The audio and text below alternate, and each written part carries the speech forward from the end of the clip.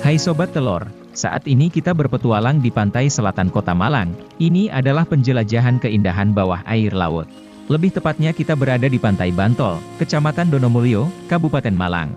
Keindahan dari pemandangan bawah airnya memang istimewa seperti yang kalian lihat saat ini. Berikutnya mari kita belajar sambil berpetualang. Perlu kalian ketahui bahwa karang secara ekologis merupakan hewan invertebrata dalam ordo Scleractinia, yang hidup menempel di dasar laut dan menghasilkan kalsium karbonat. Hewan karang bersimbiosis dengan Zooxanthellae, sejenis organisme uniseluler untuk mendapatkan makanan melalui proses fotosintesis. Terumbu karang, coral reef, merujuk pada ekosistem laut, yang didominasi oleh hewan yang menghasilkan kapur. Ekosistem terumbu karang merupakan ekosistem alami yang memiliki karakteristik dan memerlukan kondisi khusus untuk dapat berkembang dengan baik. Ada beberapa faktor lingkungan yang harus dipenuhi agar ekosistem terumbu karang tetap terjaga. Faktor-faktor tersebut antara lain. Faktor pertama adalah suhu. Suhu optimal untuk pertumbuhan dan perkembangan terumbu karang adalah 23 derajat hingga 25 derajat Celcius. Tidak ada terumbu karang yang dapat hidup dengan suhu di bawah 18 derajat Celcius, namun ada karang yang dapat hidup pada daerah perairan, dengan suhu rata-rata per tahun sebesar 36 derajat hingga 40 derajat Celcius. Faktor kedua adalah salinitas. Terumbu karang dapat tumbuh optimal dengan salinitas antara 30 hingga 35%. Terumbu karang kurang berkembang di daerah dengan banyak limpasan air tawar, karena salinitas semakin rendah. Faktor ketiga adalah cahaya dan kedalaman. Seperti fungsi cahaya pada tumbuhan umumnya, Zooxanthellae membutuhkan cahaya untuk berfotosintesis. Akibatnya terumbu karang dapat tumbuh optimal dengan kedalaman 25 meter atau kurang untuk dapat tumbuh secara optimal. Hal ini sangat berbeda dengan ciri-ciri ekosistem air tawar yang rantai makanan di dalamnya dapat hidup dengan intensitas cahaya yang rendah. Kedalaman maksimal yang bisa ditolerir terumbu karang sebesar 50 hingga 75 meter. Faktor keempat adalah arus. Arus merupakan faktor pembatas yang dapat berdampak baik maupun buruk tergantung apa yang dibawanya. Arus dapat berdampak baik apabila membawa nutrien atau bahan-bahan organik bagi karang dan Zooxanthellae yang berguna bagi proses fotosintesis. Sebaliknya akan berdampak buruk bagi terumbu karang apabila arus membawa limbah, sampah, sedimen atau racun yang dapat menghambat pertumbuhan terumbu karang. Faktor kelima adalah sedimentasi. Terumbu karang sangat sensitif dengan adanya sedimen. Sedimen dapat menutupi badan karang sehingga menghambat karang dalam mendapatkan intensitas cahaya dalam proses fotosintesisnya. Karena sangat rentannya terumbu karang, maka ada 7 kiat yang harus kita pahami untuk menjaga kelestarian ekosistem terumbu karang, yaitu 1. Menjaga kebersihan sungai dan pesisir pantai dari sampah. Keberadaan aliran sungai yang bermuara ke laut sangat mempengaruhi kondisi perairan yang menjadi habitat karang. Sampah yang berceceran di sungai, seperti sampah plastik, akhirnya akan tersapu ombak dan merusak terumbu karang. Dampak sampah plastik pada terumbu karang utamanya menjadi penghalang cahaya matahari. Terumbu karang membutuhkan cahaya dengan intensitas tertentu agar dapat berkembang optimal. 2. Mencegah terjadinya erosi. Erosi merupakan proses pengikisan pada lapisan tanah atas. Pada jumlah tertentu erosi merupakan hal yang wajar. Namun kegiatan manusia memperburuk keadaan ini. Penggundulan hutan untuk dijadikan ladang atau perumahan misalnya, dapat memperkecil daya serap tanah terhadap air hujan. Akibatnya lapisan tanah atas terbawa dan akhirnya terjadi sedimentasi. Sedimentasi dapat berakhir di laut dan menghambat pertumbuhan terumbu karang.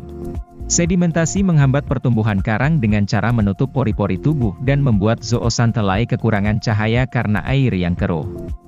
3. Menangkap ikan tanpa merusak karang. Terumbu karang berfungsi sebagai habitat yang baik untuk perkembangbiakan ikan. Tidak heran banyak nelayan yang menangkap ikan di daerah yang memiliki banyak karang.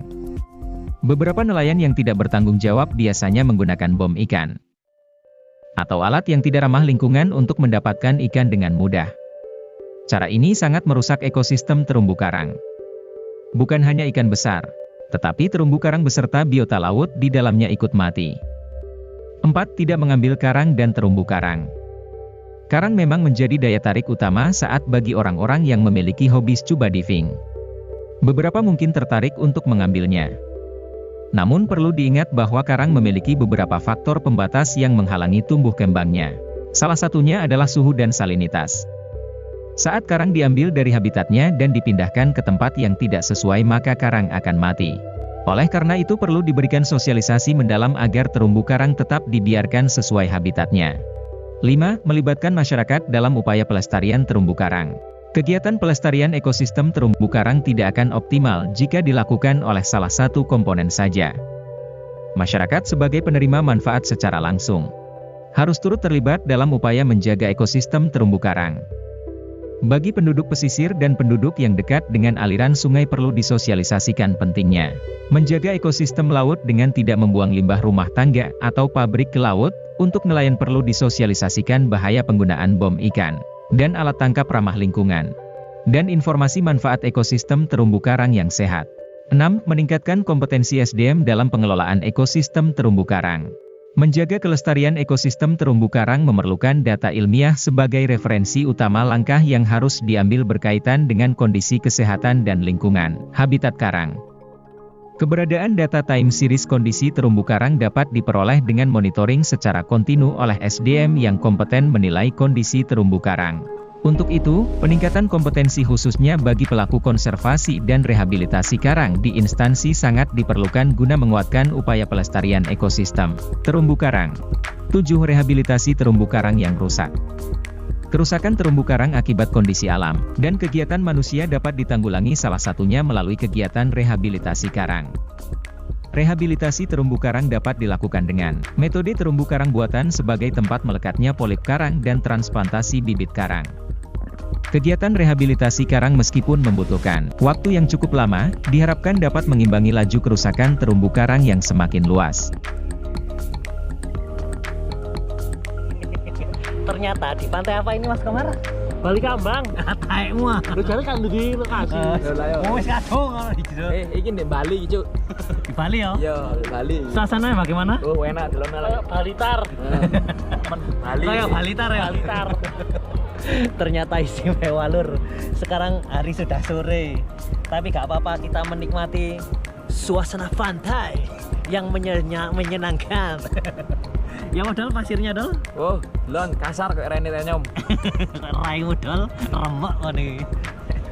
Ya ngene iki lur anjene lur. Lek anjen di pantai ku anjene istimewa ngene. Pemandangan bawah airnya mantap kan? Ya ngono iku keindahan Malang Selatan. Jos? Jos. Selamat menikmati. Ya ngono lho gak pergulanaan. Pergulanaan. Pergulanaan iki nyampe. Nyuting tekek. Taek.